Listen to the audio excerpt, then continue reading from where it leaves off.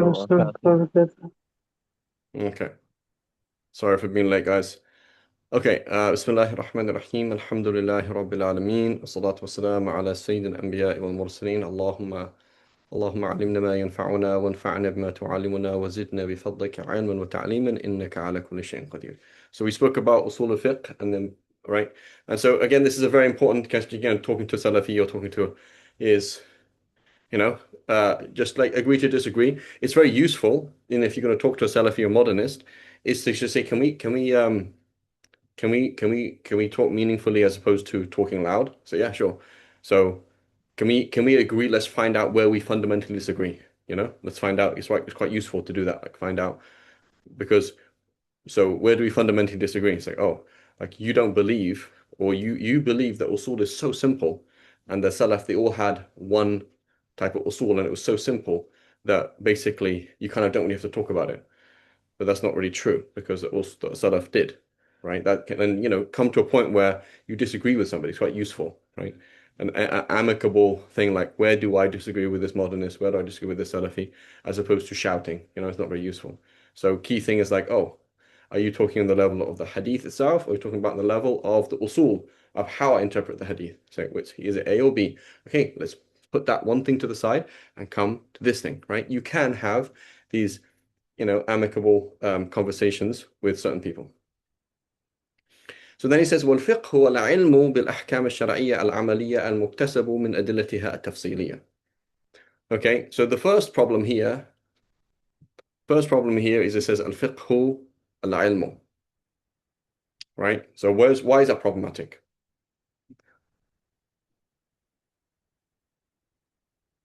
So here I don't mean science. Go ahead, Ajmal. Go ahead.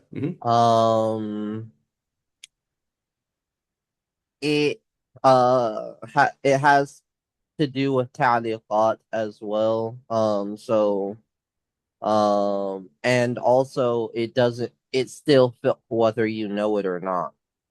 Okay, but so here's a question. So when we study fiqh, is every hukm that we study is a qat'iyya or is it dhanni? Some are qat'i and some are dhanni. So how on earth is fiqh then al-ilm? This is different istilah.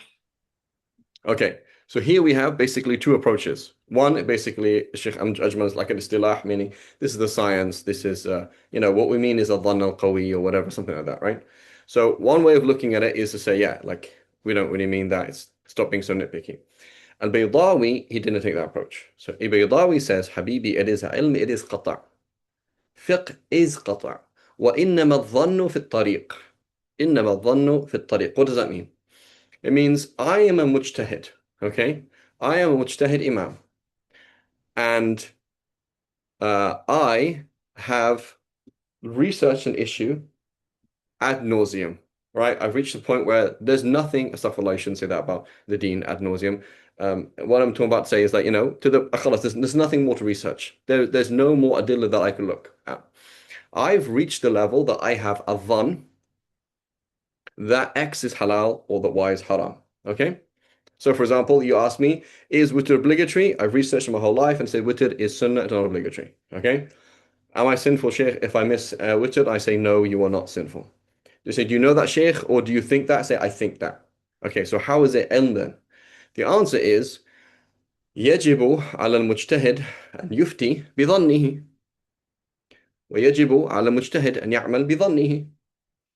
So, من حيث الحكم الجزئي, it's ظن. أما الحكم الأصغر, right, the smaller picture, it is ظن. أما من حيث الصورة الكبرى, it's قطع, because he knows that he has to give that fatwa, and he knows that he has ظن that this is the hukum. So he knows what he has to do, right? And the answer that he gives, you say, is it permissible for me to follow this mujtahid? Yes. Is he mujtahid? Yes. Is it valid for a non-mujtahid to follow mujtahid? Yes. So did he give you this ruling? Is it definitely valid? Yes. So we're dealing with ilm, right? It is actually ilm. And this is a really, just a practical thing I experienced, right?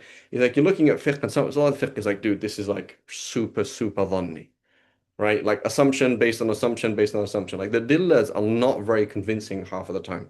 Okay? Or you could look at it like one of the many ways you could look at something, right? It's almost like a flat plane where the water could roll the water could roll either way pretty easily, right? It happened to be a bit cooler this way, a bit the wind was going that way, but it's like a kind of like, yeah, I mean, maybe, right? So I remember I had this discussion a long time ago with one of my friends. And he's like, dude, fiqh is just annoying. It's just so dhanni, right? It's so dhanni. Like your dalil is like, 51% likely as opposed to, 99%. So he said that's true, but let's look on a practical level, right? On a practical level, we are trying to talk about a mas'ala. Okay, there's a mas'ala that comes up. I ask Sheikh Ajmal, and he researches it in the Shafi'i school, and he says this is the mu'tamad in the Shafi'i school. Could it be looked at in another way? Of course, it could be looked at another way, right? But this is the mu'tamad of the Shafi school. I go and ask a Hanafi, he says this. I go and ask a Hanbali, he says this. And I have this picture. There are these huge bodies of scholars called these people with their hip, and they've come to this conclusion. The fact that they only have these two conclusions or these three conclusions on a particular issue, or that they all agree, or that they have doubt of something, and the fact that there's nothing else, everything else is not checked, not verified, not clear, suddenly gives this thing value. And as a mufti, as a mustafti, it's really important, right? So just from the point of view, like when you say fiqh is dhanni, therefore kind of fairly useless, well, work with it. It's very, very useful, right? When you don't have anything else, right? When you don't have anything else. Okay? Does that make sense, guys? So the Baydawi's point is, yes, it's dhanni in terms of itself, but in terms of what it results in, it is qat'i. Does that make sense, guys?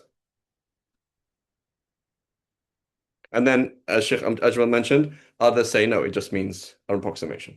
Go ahead, Ajmal. Yeah. Was Imam al-Baylawi also of the opinion that the mujtahid is correct,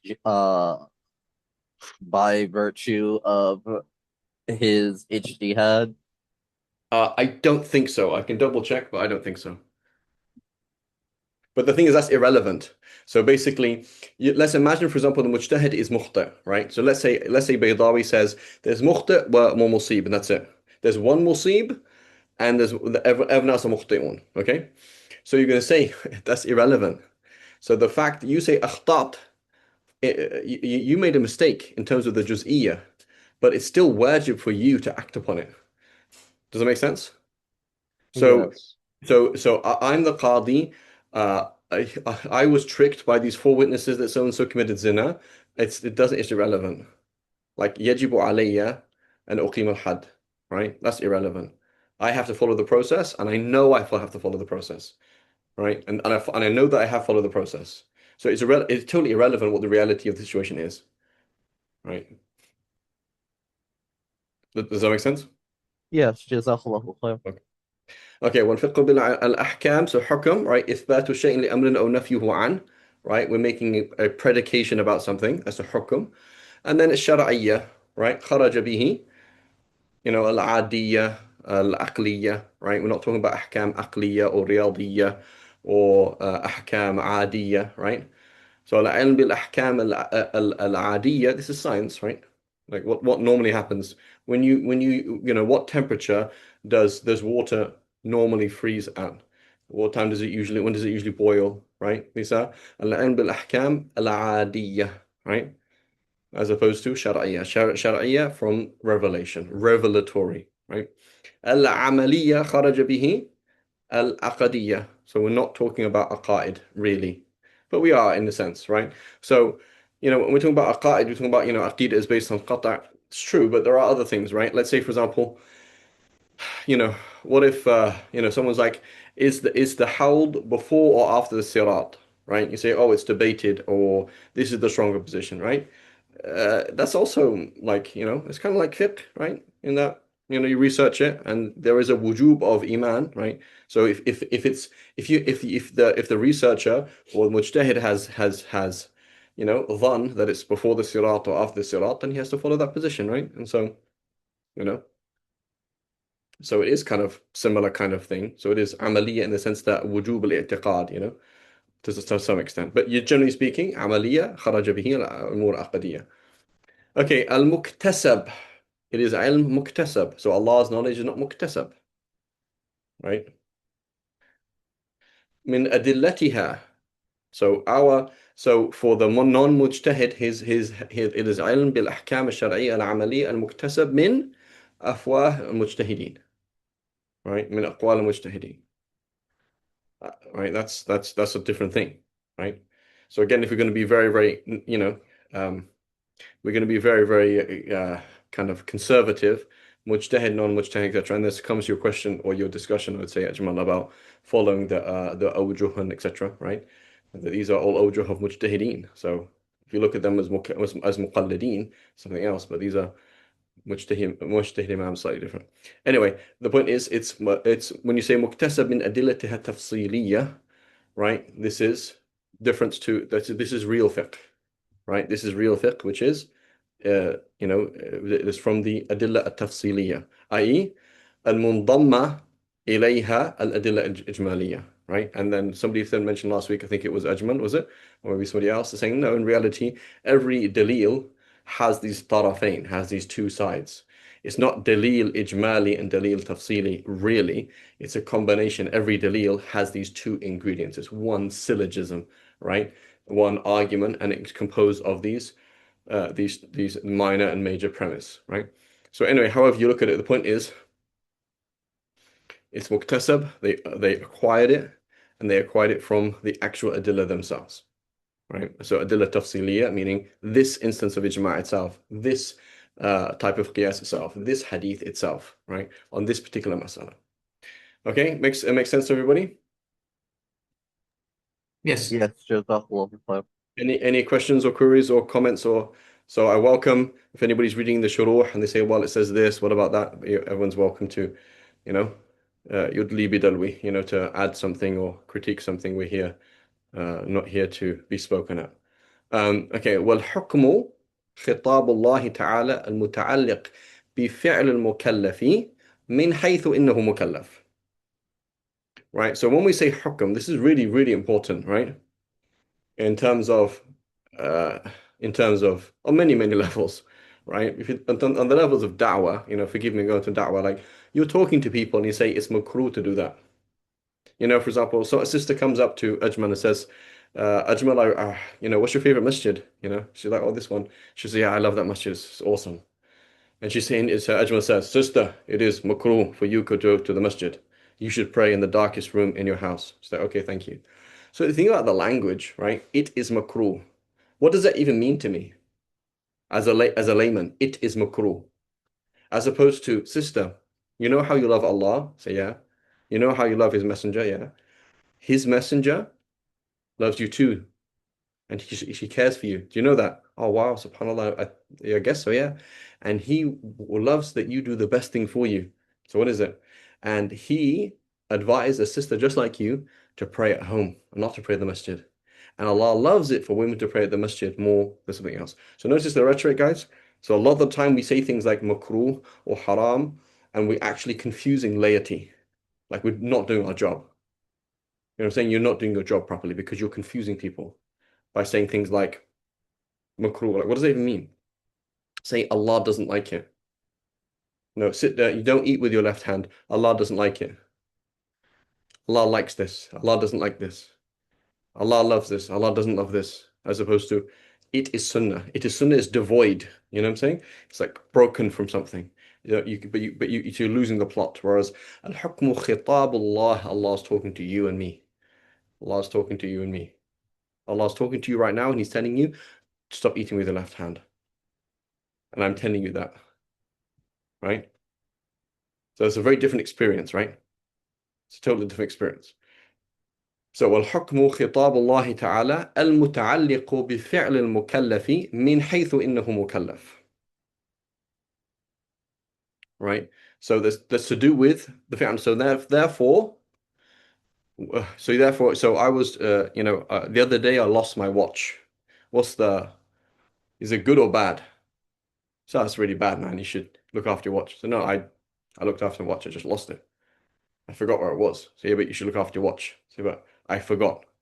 So we're going to say later, see in a second. If you forget something, if you accidentally did something, right? If you didn't know something, it can't be described as good or bad because hukmullah is khitabullah. What is Allah saying? What does Allah have to say about this thing? بفعل المكلف من حيث إنه مكلف. So when somebody is nasi, when somebody did something by accident, today somebody was at my house and they poured tea on the floor and they were really upset. And I was like, it's okay, don't worry about it. And they're like, I have to leave. I was like, no, it's chill, bro. Like, you know? And I said, I'll get you another cup of tea. He's like, no, no, I already caused damage. Like, that's just totally fine. So imagine, so, what does that mean then in terms of, again, in tasawwuf, in terms of our relationship with things?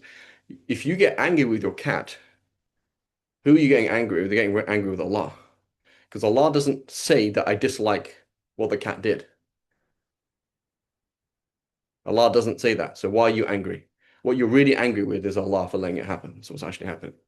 So getting angry with somebody who forgets something, getting angry with somebody who doesn't know something, getting angry with somebody who genuinely accidentally did something, right? Without taqsir, without shortcomings, getting angry with an animal, getting angry with a child is kibr, right? Is pure because, I mean, obviously telling the child off is two different things, but genuine anger, like I'm frustrated with this child, you know, I really want to, I don't know, do something to this kid, right? It's kibr because you're saying, I know that Allah doesn't have an opinion on the child's action because there's no khitab, but I hate it anyway. It's just pride. And you're basically making yourself a little god, right? May Allah protect us, right? So a slip of the tongue, is it good or bad? It's neither. It's not anything. Allah doesn't have an opinion on it. Therefore, I don't have an opinion on it. I don't like it, nor do I not like it. Right? As opposed to Allah subhanahu wa ta'ala or loves this or hates this or commands this or doesn't command that. That's what you have an opinion on, right? So خطاب الله تعالى المتعلق بفعل المكلف من حيث إنه مكلف لا من حيث إنه غير مكلف. So it's خطاب Allah, right? It's not this thing out there. ومن ثم لا حكم إلا لله, right? So this is very profound. So again, we as priests, imperfect priests and imperfect preachers, we actually pervert people's religion by saying things like it is sunnah, as opposed to Allah says this, right? So it's really nice being a Salafi because they don't say things like in the Shafi school it's recommended to do this. Because when you say in the Shafi school it's recommended to do this, it sounds cold and meaningless, right? Whereas they say things in a very like absolute sense, the Prophet ﷺ did this, or Allah commanded us to do this. Like, sounds nice. So it's right and it's wrong. It's right in the spirit is right, and it's wrong in terms of the academics is wrong. So, so we have to be very, very careful. There's a huge problem with misuse of sacred knowledge for the average person. The way you phrase things, you're using technical terms from one science and you're just throwing at the laity. It's not useful. It doesn't mean anything. And I've seen this in front of my face. So a very important thing, connecting the laity to Allah Himself and saying it's not about what I say and you say, it's about what Allah says. And the madhabs are a means for us to find out what Allah says, helping them understand that, as opposed to the Maliki school says this doesn't mean anything. Like, what does it even mean morally? Okay, so in ثم لا حكم إلا الله. So this then is an issue then for the Mu'tazila. So the Mu'tazila, they say they are, they're involved in um, apologetics, and they're trying to show that Islam is logical, right? To the atheists and to the philosopher who say, no, Islam is not logical. Explain this then. How could you legally cheat on your wife and go and get a second marriage and just like it gets confirmed? That's crazy. You're just cheating on your wife. Like polygamy is just cheating on your wife. That's really, really bad. Islam must be false. You say, no, no, no, no, no, no. Look at this. Logically, it makes sense from this point of view. Logically, it makes sense. So first of all, they start defending Islam with logic. Okay? You start defending Islam with logic, right? And then you start editing Islam with logic. You say, well, logically, this can't be the case, and logically, that can't be the case. You overemphasize logic to the point that logic is above revelation. And this is a major discussion in obviously in philosophy and in religion. And a major issue, we see this in the book, also called Al-Hayy ibn Yaqdhan, the book, can you, if people are familiar with that book, Al-Hayy ibn Yaqdhan, which is this kid who's born on an island in the middle of nowhere, and his mother is a gazelle or a deer, and then basically plays with lots of different philosophical issues. What is life? What is ethics? And so he finds ethics without revelation. Why? Because ethics are based on logic, and a logic is above revelation, right? Logic for them is above revelation, and all of all ahkam shar'iyya could be found through logic anyway. And so therefore we can use logic to edit revelation, right? So this is a philosophy that is actually rife and widespread. People will look at hadith and say that doesn't sound fair to me, so therefore it's wrong. Therefore the Prophet didn't say it. People look at hadith and say, yeah, but it has to be changed because it doesn't seem fair to me. So what they're trying to say is their logic, which is not really logic, but their way of thinking is above revelation. Okay, so it's very, very important. So we say la hukma illa lillah. Something is good because Allah says it's good. This is called theocentric ethics. Theocentric ethics, right? It's all about what Allah says. So genocide is not innately bad. Genocide is bad because Allah has forbidden it, right? Which is actually quite difficult for people to understand, right? Because it's not how normally people function. They understand that there's things that I feel are good, and then Allah confirms them, right? But it's not really like that, right? So there's no logical reason why, for example, it's okay to what's it called, to eat meat. You can't say logically it makes sense. There's no logic to that. Logic logic is playing is the mathematics of meanings. If all A is B and all B is C, then all A is C. That's logic. So logic doesn't tell you that, right? Logic doesn't tell you that for example, so you come along and say so here, key concept here is you're having an argument with an LGBTQ plus people, right? On what basis? Say, oh, historically, gay people do this. That's not an argument in reality. If you can stop somebody doing the haram, that's fine, right? But that's not logic. That's not the actual argument. The reason why it is bad for a man to marry a man or for a woman to marry a woman is because Allah has said so, right? That's the actual reason. You can use for practical reasons other logic, but that's not actually the argument. You're actually kind of a Mu'tazili if you do that. Go ahead, Muhammad. Yeah, and then when the fact that the ahkam will generally align with our feelings, it just brings to the forefront the rahmah of Allah. He didn't give us ahkam that felt so outrageous. Yeah, because so that's to do with this is a way you can phrase it for people. Just it's useful to use certain terms that they might understand. They say it is essentially theocentric and accidentally anthropocentric. What does that mean? In itself, if Allah said everybody should kill themselves and before killing themselves try and kill as many people as possible, then it would be a good thing to do. If Allah subhanahu wa ta'ala said everybody should stab themselves and uneducate themselves, and everybody should eat unhealthy food, right? Everybody should lie as much as they can, then it would be a good thing to do. Okay? But has Allah actually done that? No, He hasn't. Right? So things are good because Allah says it. How does Allah actually work? Allah is Hakim and He does things that are for our benefit. So Allah, A, is wise and B, doesn't need anything. So therefore He does things that benefit us. And we often observe those things that benefit us. So therefore there is an often a kind of there is this correlation between what we observe as useful from a utilitarian point of view and what Allah has told us to do. There is like a 90%, 80% correlation, if that makes sense, right? And so we say it is essentially theocentric, meaning things are good because Allah subhanahu wa ta'ala tells it to be good. Accidentally, in terms of not what it is, but in terms of how Allah does things, it is anthropocentric, meaning it's there to benefit people. So homosexuality is bad not because it harms society. It is bad because Allah has forbidden it. But if you obey Allah's rules, you will be a happy person, right? Theft is bad not because you're taking someone else's property. It is bad because Allah subhanahu wa ta'ala has forbidden it. But if you obey by keep to Allah's rules, you will be a happy person and society will work. Go ahead, Ajmal.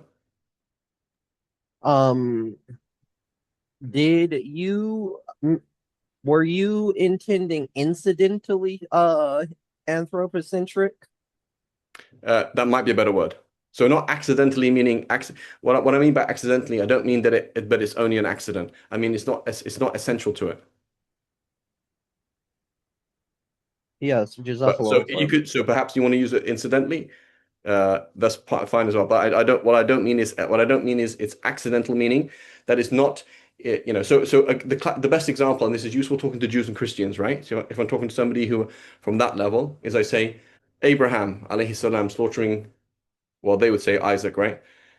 Um, how explain that? So I remember bringing this up to a Christian. He said, "Well, it tells us that infanticide is immoral." I said, "No, it doesn't, because he was told to kill his son. So had he done it, it would have been good, correct?" So yeah. So therefore, Christianity, Judaism, and Islam, we all agree on the story, and they are not essentially anthropocentric. They are essentially theocentric. So therefore, particularly for a Christian, the whole idea is there's only one rule, and it is love thy neighbor and just be a nice person. It doesn't matter about the Sharia. That's a load of nonsense. That's a load of nonsense, right? And so a lot of Christians, they will function on this basis. Like it's all about what helped people. So therefore, obviously, homosexuality could be bad at one time, good at another time. It's going to change based on what, the masalih, basically, and mafasid. And we're going to say, no, it's not like that, right? It's not like that. Things are, you know. So, but then as an accident or it's incidentally or accidentally, how we want to phrase it, we observe that Allah subhanahu wa ta'ala is Hakim and Allah subhanahu wa ta'ala is Ghani an al-Alameen. Therefore, He does things that are for our benefit, right? Allah does things for our benefit. So who benefits from polygamy? The whole world does. Who benefits from killing, from not eating pork? The whole world. How? I don't know. But Allah doesn't benefit, you know. It's not for Allah's benefit. So again, when you speak to Awam, all of these ideas are in the Awam's mind, by the way. Somebody said, for example, I remember Sheikh Omar Qurashi saying this. He said people say, "Oh, I don't have a philosophy." He said every single person has a philosophy. Every single person has a philosophy. They just can't express it. So I remember talking to one guy once. He was like, I realized you don't have to obey Allah. I was like, what do you mean? Like, what he's trying to say is that like Allah doesn't need you. So he was thinking like, oh, Allah needs us to do good things. It's really bad that we do bad stuff because Allah needs us to do good things. And he had cracked in his head that Allah is Ghani an al-Alameen. He doesn't need us. I was like, oh yeah. So he was talking from one point of view, it's kind of confusing. But his point is like, oh, you have to do this. It would be bad. I meaning there would be problems if people didn't pray. It's like there's no problem people don't pray. Just you're not going to benefit. That's all. You won't benefit. So he really felt this, right? And these are people who aren't studied. They don't know Arabic. They don't study anything. But these little things like, oh, Allah does things for our benefit, not for His. A hadith, for example, somebody told me this, they said a hadith is sahih if it makes sense, right? That's what they're doing.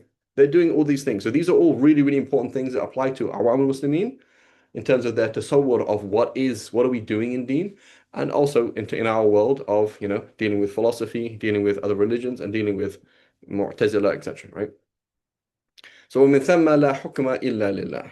Right? والحسن والقبح بمعنى ملائمة الطبع ومنافرته وصفة الكمال والنقص عقلي. Go ahead, Ajmal.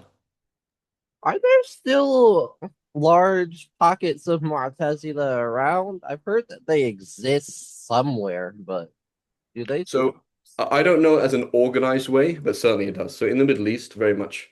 There's what's that sheikh? There's a sheikh. All his like famous shuyukh. They're like he's online and he talks about this stuff.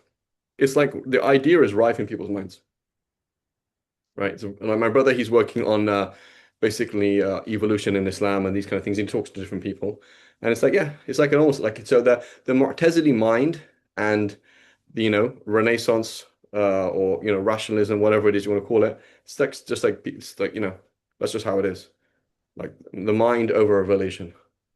It's the default in people's minds as what is right is what I feel is right, as opposed to what Allah says.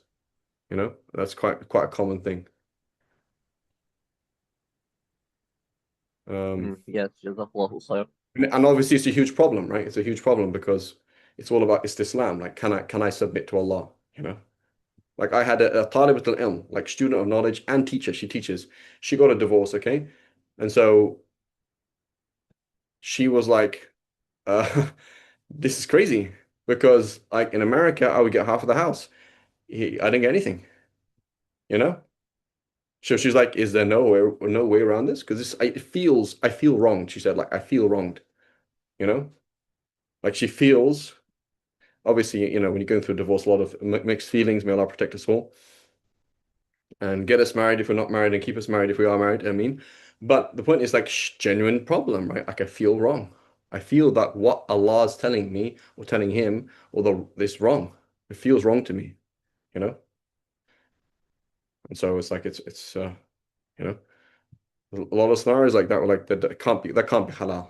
How could that be halal? Or you would tell people, it's halal to do this, and they say, is it halal? So I just said it was halal, right? But in their mind, because they function on a process of what they're used to. What people do defines morality as opposed to what Allah says, right? And for a convert, it can be a bit easier because you've already divorced a system and have taken on a new absolute system. Whereas for many people, it's a merge, right? So yeah, so very much around, I am not a specialist at all in Kalam, but if you're talking about Shia, there's many things. Shia basically Mu'tazila have many issues. Wallahu a'lam. Okay, ومن ثم لا حكم إلا لله والحسن والقبح. So he says والحسن والقبح. So what do you mean from what point of view? So good and bad. From what point of view? So for example, here is a man, he just killed a sheep on Eid. Is the sheep feeling pain? Yes. So is that good or bad? So well, that's bad, isn't it? So والحسن والقبح بمعنى ملائمة الطبع ومنافرته. So like, look, I mean, the animal is feeling pain. So like that's bad, right?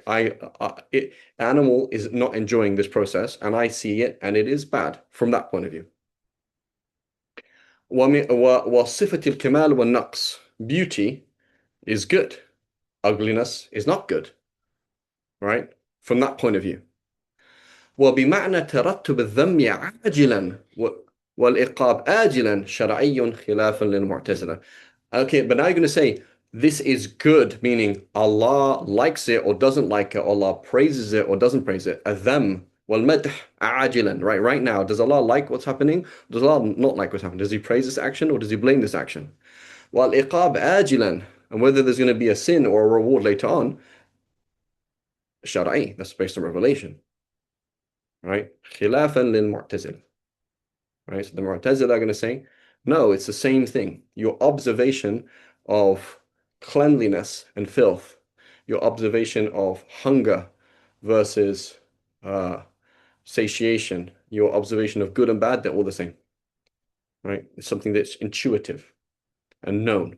And revelation has simply come to confirm it. So therefore, whenever we find a hadith or a verse of the Quran that goes against logic, it must be wrong or mu'awwal, must be interpreted. Huge problem, right?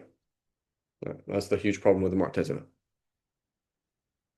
And then he goes onto a tangent of that. Okay, he goes onto a tangent of that. So are things morally good because Allah says it, or are things morally good logically? Right? So you have to concede that the Maturidiyya, they stand between, on some issues, they stand between the Mu'tazila and they stand between the Mu'tazila and the Asha'ira on some issues. So for example, kufr, right? Is kufr itself, is it immoral itself, or is it immoral because Allah has said it's immoral? Right? So he mentions the opposite of kufr or kufran al-ni'mah, shukrun mun'im, to show appreciation to Allah subhanahu wa ta'ala for blessing you with existence. Is that wajib bil-shara' or is that wajib bil-aql? So, for example, so not this exact issue, but with the Maturidiyya, they say, for example, kufr itself, to reject Allah is logically, aqlan, it is immoral. And aqlan, yastahilu ala Allah an la yu'aqib alayh. It's impossible that Allah cannot, that could forgive a kafir. So the Asha'ira, they say, what are you talking about? That's shar'i, right? Allah subhanahu wa ta'ala could yuthib al-kafir. Allah subhanahu wa ta'ala could reward a kafir for crying out loud, let alone forgive him. Aqlan. Shar'an, Allah has told us, it just so happens to be the case that Allah subhanahu wa ta'ala has told us He will not forgive the kuffar. But that's not aqlan, that's shar'an. So the Maturidi, they say, no, aqlan. Right? Kufr, it is innately independent. If no revelation ever came to you, you would know that it is bad, and it's impossible that Allah cannot punish for it. Aqlan. Right? So they're kind of like a bit Mu'tazili on the issue there, right? We find, and so what you'll find is throughout history, there's little slips that people will make. We'll see again, Tajuddin al-Subki will make a little slip in a second if we get to it. I believe Qadi Hussein of the Shafi'is, he said this. He said, Shukrun mun'im wajib bil aql. Right? So that's a Mu'tazili idea, right? So that's not true. Right? Allah subhanahu wa ta'ala has told you, I have blessed you and I have made gratitude incumbent upon you. Therefore, it is incumbent. But it's not wajib bil aql. Okay? And you can see really like when you get to these very kind of general pictures, it does kind of get pretty confusing because like it's almost like you get into like the motherboard of ethics, if that makes sense. Right? And it kind of gets like, where is the where does the motherboard begin and the program, or where does the motherboard end and the program begin, if that makes sense, you know? So the Ash'ari is a very, very, so like the motherboard basically doesn't exist. Like it's just a blank slate. You know, totally. Mu'tazila is saying, no, look, the motherboard is like this. It's very complex. But, go ahead, Muhammad. I remember a friend telling me, Qadi Abdul Jabbar, Mu'tazili, has a book. He begins the introduction with Alhamdulillah alladhi awjaba something. Just Hmm. like a slip up as well. Yeah, slip up. Yeah, because you'll make him slip up. He's doing the opposite. Yeah. Alhamdulillah alladhi awjaba ala ibadihi shukrahu or something like that, right? So the Mu'tazila, the thing is also the Mu'tazila, they are not all Mu'tazila. So the thing is, if you can understand, it's like Mu'tazila a bit like dinosaurs, right? You think about dinosaurs, you think about T-Rex, you think about Triceratops. It's like there's a gazillion things, right? And most of the things in our head, they didn't live at the same time, right? I'm sure in Jurassic Park, right? Half of those animals did not live at the same time. Like, did Diplodocus, was it the same? Like, what are they? All the dinosaurs in Jurassic Park, were they actually from the Jurassic period? Probably not, you know? So what we do is there is this span of ideas, okay, that of Mu'tazila. They died out, basically, and we lump them all together and say the Mu'tazila said. What it means is some Mu'tazila said, or some Mu'tazila argued, right? Or like we say, the Jews say. We'll do that in Usul. And so the point is, does it matter that they actually said it or not? It's irrelevant, right? What we're talking about is an argument. Even if we say Imam Abu Hanifa says X, it doesn't even matter if he didn't say it. What we're trying to say is here's an argument, you know? So yes, you will have Mu'tazila, it's total spectrum of things. And again, they don't, these are Shafi'is, these are Hanafis, these are Hanbalis, these are, Shurah of Hadith, these are Muhaddithin, these are all sorts of people. Like they're not some other sect, they're not like some other group. It's like an organic cancer in us, right? So it's not like something else. The same blood flowed through us, right? We're not talking about the Shia, some people over there, or Ibadis or somebody over there. They are Jama'is, as Jahid calls them, right? Jama'i, you know? So they're not Ahl Sunnah wal Jama'ah, but they are, Jama'is, right? Okay. ولا حكم قبل الشرع بل الأمر موقوف إلى وروده. Okay, so therefore, this is again the whole issue then, how do we look at people of Ahl Fatra, right? People of Ahl Fatra, لا حكم قبل الشرع. Okay, so if there's no shara, then there's no hukm. So how can you be a kafir before in Ahl Fatra, right? So this is important then. So you're saying that the following happened. I murdered 50,000 people and drank their blood and laughed in the face of crying babies. And it's just totally fine. So yeah, totally fine. It's not good, and nor is it bad. Right? It's not good, nor is it bad. Why? Because if you said it was good, you were doing tahkim of the aql. And if you say it's bad, you're doing tahkim of the aql. Right? So that's right. And then you're going to have a problem when you come to certain issues. Right? So now again, the Maturidiyya, they say that's not true in an absolute sense because there are certain things.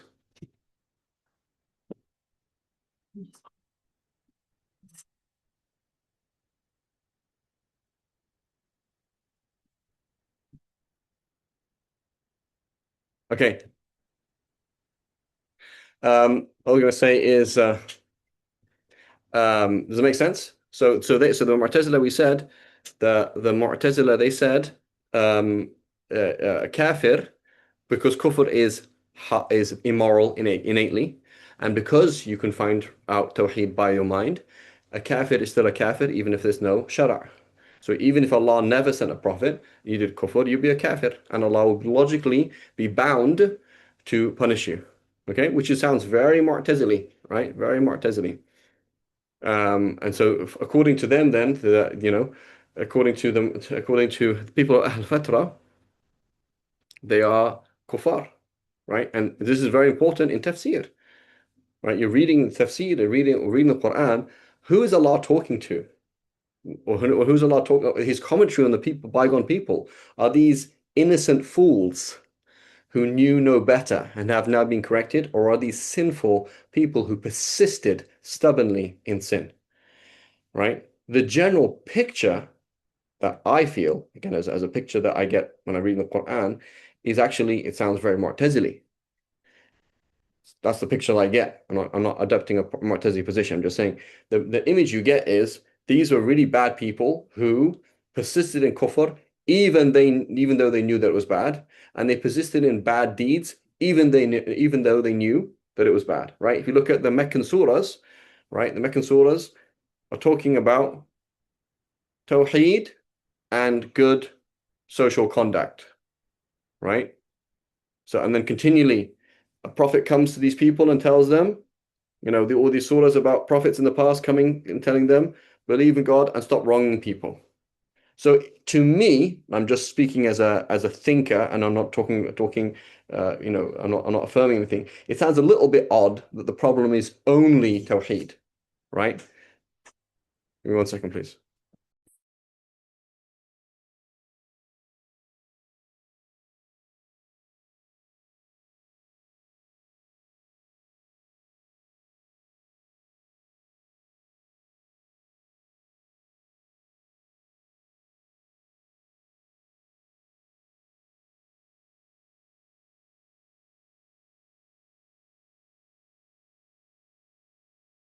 My apologies.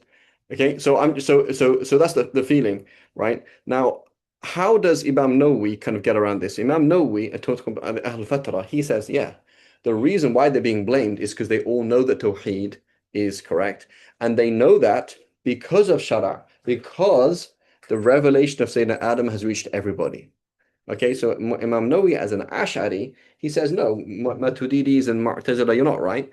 Kufr is not innately bad, and people are not obliged to believe in Tawheed without revelation, but rather Imam Nawawi makes an historical and anthropological claim. He says the whole of mankind knows through revelation that that God is one and that God exists and that God's not a tree and that God is not Jesus. And so they are mukallafin bishara, not bil aql. Okay. The issue then is, again, in contradistinction to the Asharis and the Maturidis, before revelation comes, or at the time of Ahl Fatra, if you killed somebody, if you stole, you're fine. And we're like, yeah. So it's not a so in terms of the general feeling of the ayahs, I'm talking about in a general sense, I'm not talking about a dalil qat'i at all. It sounds a bit awkward. Go ahead, Ajmal.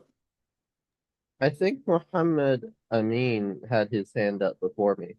I know, but he asked something before you as well, so I wanted to give you a chance. Um, One could probably dispel this without significant issue by reminding that these peoples that the Quran that Allah is talking about so poorly in the Quran generally had prophets sent to them and were in active debate and contest with their Hmm. prophets. Hmm. And so it whenever there aren't really peoples that swiftly come to mind that are denigrated and they were in active contest with whatever was sent to them. And once Right. again, we return to al-hukm bil-shar. Right. So basically, what you'd have to find is basically a verse of the Quran or a hadith that specifically talks about Ahl Fatra, right? Specifically, and pinpoint where they are blamed for doing something that is stealing or something like that, right? Um, and it's in a time of Ahl Fatra, Fatra, so that and that there's no and assuming even that like yeah. That's that, and it'd be quite difficult to do that on a qata'i level, right? Yeah. Go ahead, Muhammad Amin.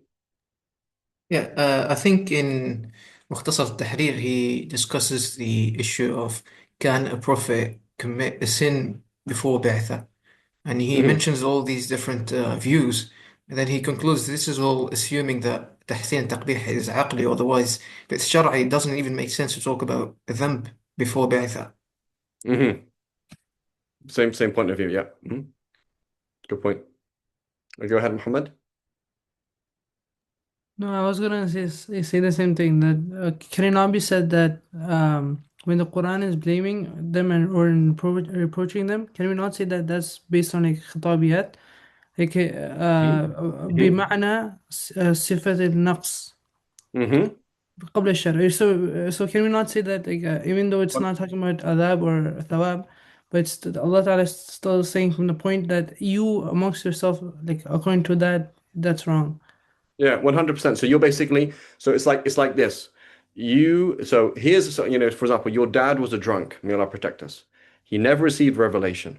And you're saying, I'm going to be a drunk too because my dad did. And I said, look at it. Did you like to see your dad as a drunk? Can you see how violent he was? See what happened? And now after revelation, you're still following him. So he was doing something, as you mentioned, sifat that naqs, like that wasn't good. But he wasn't immoral because he hadn't received revelation. But now you're immoral in that you're following him in that, right? 100%, right? I'm just saying from just as a forgive the term, devil's advocate, it kind of like this, there's a kind of flow that sounds a little bit funny, right?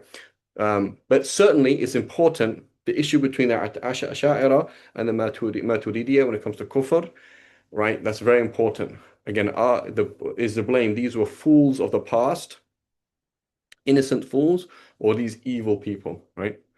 And we have somebody type something as well.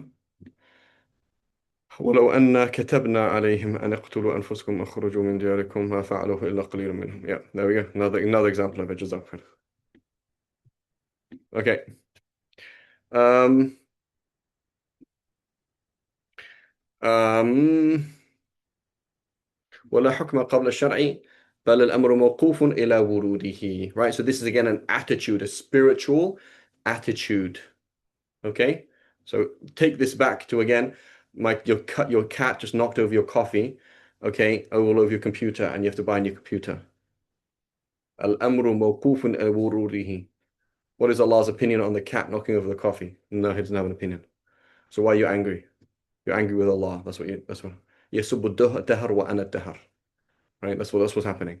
As opposed to you told a mukallaf, don't do this, and they did it anyway. So you hate their disobedience, but you don't hate them. Or they forgot. I honestly forgot, Daddy. right? Anis forgot. And so now you're angry. Why do you keep forgetting?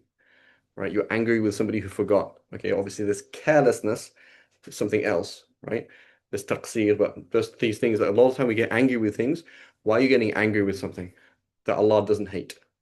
That's called nafs. That's called nafs.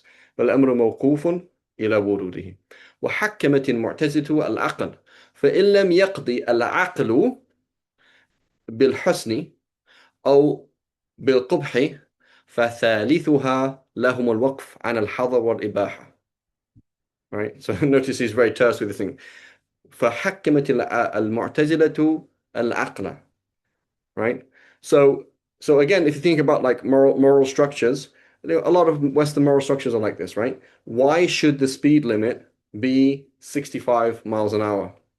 Well, so what they're doing is basically doing ada, they're doing ahkam adiyah. We've statistically found that if people drive over 65 miles an hour, then they are likely to have crashes, okay? Or at least on these kind of roads. Uh, and and and then we're going to do a tahkim of the aql, and people often having accidents is bad, right? Or could be totally utilitarian, be like, oh, and that costs money, so we don't want that to happen, right? It costs a lot of money to help people, so we don't want that to happen, or whatever it is, right? So the Mu'tazili approach, right? It's like, is it good? Well, how does it work? How does it work for you? So that's this is how let's say the LGBT community would argue things. It's like, look, it's a yes, I concede that historically, um, you know, uh, um, homosexuality could have been a economic harm to society, but in a post-industrial revolution world where we don't need to have lots of children, it's actually useful, right? There's no harm in it, and these people are happy. And look, here's in contradiction to like Freud and people like these people are not mentally ill; they're just different, and they're happy, and it works out for them. Whatever works is good, whatever works is good. So حكمت المعتزلة العقل, right? And we say so if it works out well, it's good. If it doesn't, it doesn't. The issue is not that's not aql. So the issue is basically that when people say, well, logically this and logically that, it's not actually logic. There are certain premises that they've pulled from their hat, right? They've pulled from their Christian, Judeo-Christian background. They pulled from their cultural background. So basically, there's all these premises, for example, that they're not actually willing to question, you know. So so they don't see them. So the point is, really have to get people to like question, like somebody who does tahkim al-aql. There's a total difference between tahkim al-aql and mantiq. Mantiq, as I mentioned, is mathematics. It's just mathematics, it has nothing to do with logic and nothing to do with ethics. They're not related. You can't say logically killing is bad. You can say if killing is bad, and so killing is bad, that's my major premise. Jack killed John, minor premise. Conclusion, what Jack did was bad. But the first premise is not based on logic. You created that. And where did you get that from? Oh, logic. It's not logic. You know?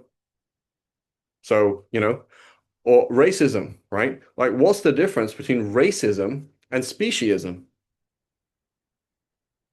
You know? Like, you feel it's okay to kill a chicken, but it's not okay to kill somebody, for example, based on their color. Why? What's wrong with that? That's actually not logical. What it really is going to be, again, a product of socioeconomics, a product of history, a product of a religion, a product of something else, and it's been seeped into the mind and it seems logical, right? But it's not. And there was what's it called? There's a Muslim philosopher, I can't remember his name, who said, there's nothing, he kind of did a similar thing, but he said, like, incest is totally fine. He says it makes zero sense. I can't remember what his name was now. It makes zero sense that somebody should invest so much time and energy and emotional energy in raising a beautiful daughter and then not take her as his own wife. It doesn't make any sense. Why would he give it to somebody else? Right? And so he's right and he's wrong. You know, he's right in the sense that, yeah, logically speaking, You can't say that that's bad. Incest is not bad. And we have some serious problems right now, right? If you think about the LGBT community, like, is incest legal in any country right now, right? Or things like, again, or even worse than that, you're talking to the LGBT community, you say, should two men be able to get married? Yes. Okay. Can one man marry two men then? They're like, no. Why? So why would it be illegal for one man to marry two men? Because you're building everything on a Christian background that bigamy is wrong, right? So the Bible bans, according to you, the Bible bans polygamy, right? And then you've updated it to say, well, you can marry a man or a woman, but bigamy will be wrong, right? So this is to do with a legal system, to do with Christian ethics, but it's like it doesn't make any sense. Right? There's or is what's it called? Is incest legal? Right? So I don't know. Is incest legal itself? Meaning, is it even illegal to have sexual relations with your sister or your brother or your mother or your daughter? I don't know. Right? 18-year-olds. I don't know. That's another issue. But but marriage itself, you're going to find in most places, if not all places, they're going to be labeled as illegal and deemed as immoral based on what? Right? They're gonna basically say Mu'tazili approach. They're gonna say حكمت العقل and say, oh, that would result in this, da, da, da. But it's not actually logically immoral. Go ahead, Ajmal. Um, for anyone who was curious, um, at least in the States, is not incest isn't illegal as far as I know. You're going to have a lot of trouble getting married to most people closer than your second cousin. Mhm. But even if it were illegal, it's effectively legal because of the privacy laws that make it so that it's not actually possible to pursue you for it. Yeah, but my point is registering it as a marriage. Could you marry your father or daughter? Generally, no, in most states. Yeah. And can you marry a cat? You know? I think probably in California you probably can, right? Um, or marry yourself. Can you do like a marriage contract to yourself? You know? So a lot of these things are like, why? It'd be like, oh, because of precedent. Like there's basically a legal system that doesn't allow it, you know? So, but the point is, it is ultimately the Mu'tazili approach, but it doesn't actually work. Like it doesn't actually work, right? Because that's what you're actually doing, right? Um, khair. So, yeah. So let's just find a good place to point. It says, وَلَا حُكْمَ قَبْلَ الْمُشَرَعِ بَلِ الْأَمْرُ مَوْقُوفٌ إِلَى وُرُودِهِ وَحَكِّمَةٍ مُعْتَزِلَةٍ. And so again, if we really think about a spiritual point of view, right? Think about fana and baqa, right? People are familiar with these terms. And fana, right? This person has no sense of anything other than Allah subhanahu wa ta'ala. This is what we're talking about on a moral level, on a moral, moral, practical, legal, societal level is like our only thing that counts is what Allah thinks about things. Because I only see Allah in existence. I don't see anything else. I don't. There's no i'tibad for anything else, and that ilaha illallah, right? So very deep on a spiritual level. It's pretty important. فإن لم يقضي فثالثهما لهم الوقف عن الحظر with a سكون والإباحة والصواب the correct position امتناع تكليف. Okay, now something else.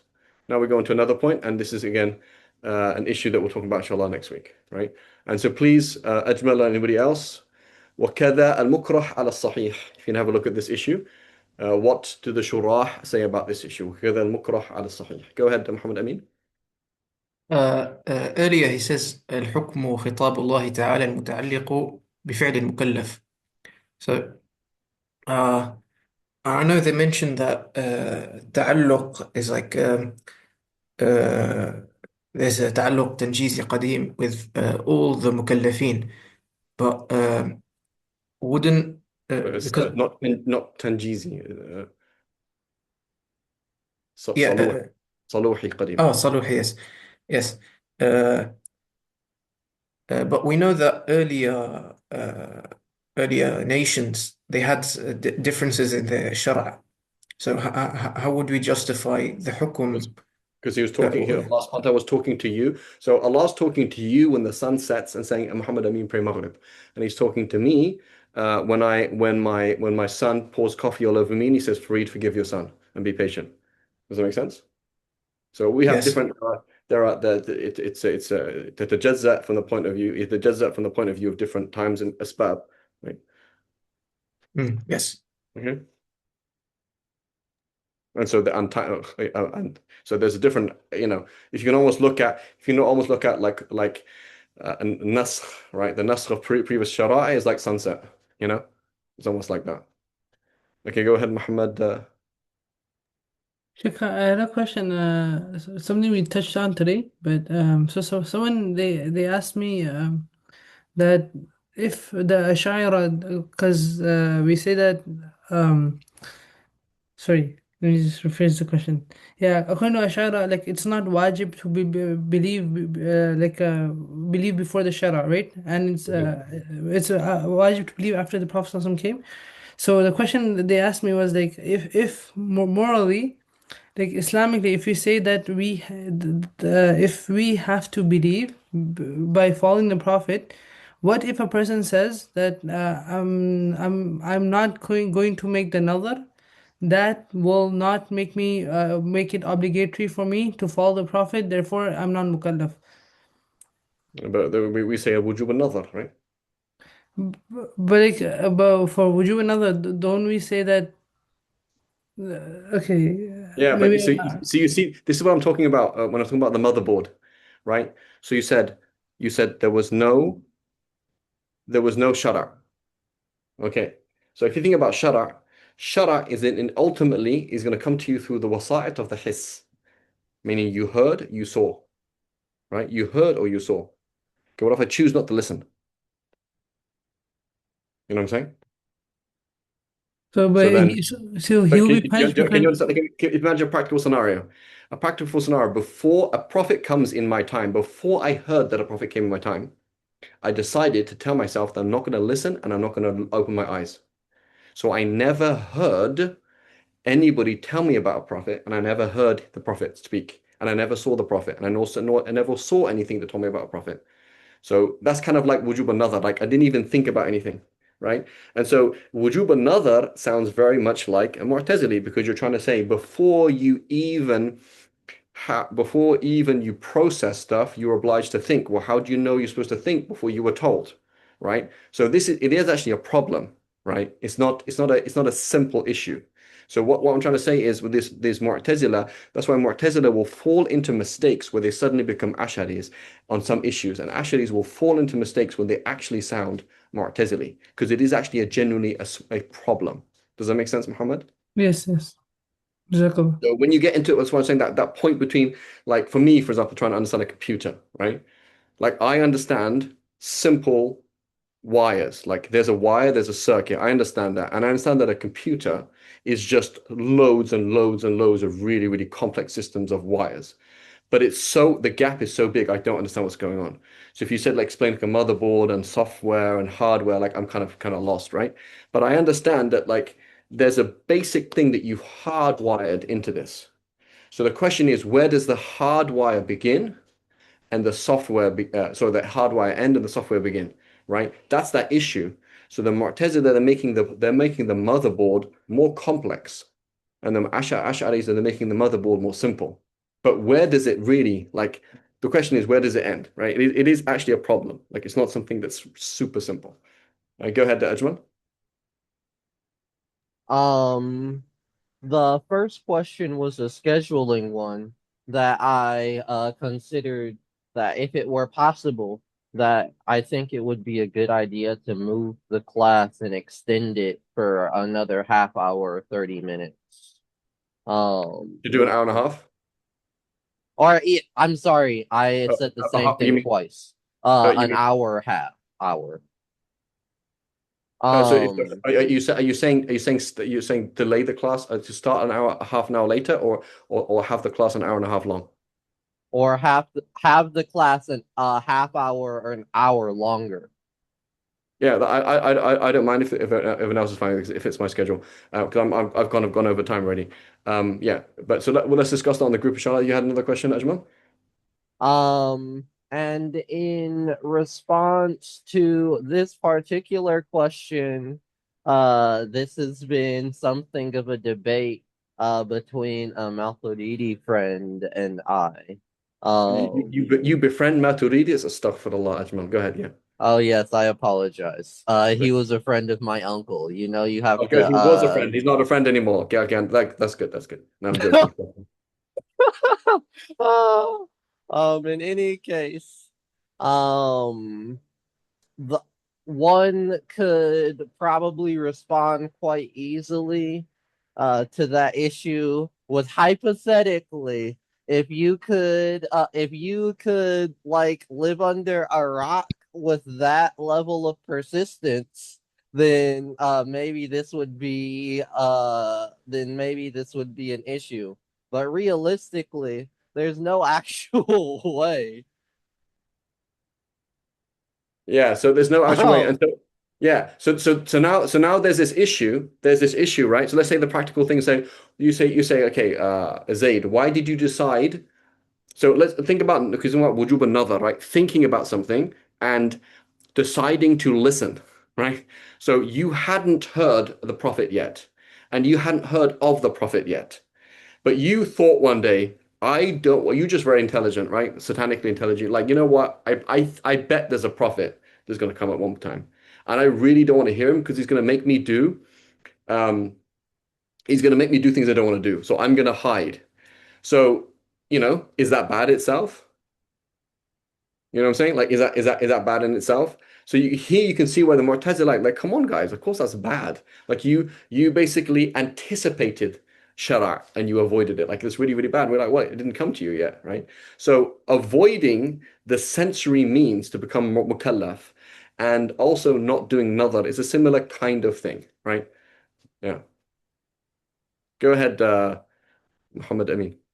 Yeah, so I remember Ibn Zawni, he discussed this in his Hmm. book الإيضاح في أصول الدين. So I opened it up. He says أو احتج بأن قال ابن مخالف ما ذهبتم إليه يؤدي إلى فساد عظيم، وذلك أنه لو ظهر نبي في وقت يجوز ظهوره ودعا إلى نبوته بمعجزة ادعاها، فعلى قولكم لا يجب على إنسان استماع قوله ولا Hmm. الالتفات إلى نبوته ومعجزته Hmm. لأنه لم يتقدم شرع يوجب سماع قوله والنظر Hmm. في There we go. معجزته، Yeah. وهذا Yeah. فساد عظيم. Okay. والجواب أن قد بينا أنه لم يخلو وقت من زمان عالمنا الإنسي من سمع، فهذه المسألة متعذرة أن تقع. وجواب آخر وهو أنه إذا ادعى النبوة وأظهر لها معجزة كملت شرائطها وصار ذلك شرعا فأوجب النظر فيما Right. يدعو إليه فزال Yeah, بما but قررناه. so his first thing is this mustahil aqlan or mustahil adatan, number one. But number two, la tasawwura, we're going to say fine, but I'm going to, before there's duhur, I'm going to do that. That's my point. Before there's duhur, I'm going to say, yeah, I bet there's a prophet going to come at some point. You know what? I'm going to go and hide somewhere, right? And I managed to do it, right? And when somebody says, for example, oh, something happened, I go, close your ears because I don't want to hear about a prophet. So anything that could even lead to it, right? So again, we can see these issues, right? So a key concept, ladies and gentlemen, right, is, when you say actually, like, these are discussions, right? These are discussions. So we should focus on the discussion, right? And pros and cons and just be kind of open to these different things more than, trying to disprove the Mu'tazila or anything like that, right? I'm not trying to say we're Mu'tazili, a'udhu billah. There's some serious, moral and aqidah and tasawwuf, spiritual problems with Mu'tazila. But I'm just trying to see, like, focus on the arguments for and against, etc. Right? And and also just off the bat, I'm not a mutakallim person. Like last time I taught kalam was I don't really do kalam. So if I say something to do with kalam and it sounds funny, just ignore it. Because I'm not really focused on that at all. So, but I'm just trying to like these are discussions. So also in usul, remember we are dealing with debates as a discussion and trying to do adopt of an argument for and against, as opposed to adopting an opinion from this side or that side. Right? Ultimately, we should adopt opinions, and it is useful. But I'm saying the game right now is just an education. We're just playing with ideas, inshallah. Okay, so inshallah, Ajmal, if you can put that question about time on the group, inshallah, we'll discuss that there. Subhanakallahumma wa bihamdik, ashhadu an la ilaha illa ant, nastaghfiruka wa natubu ilaik.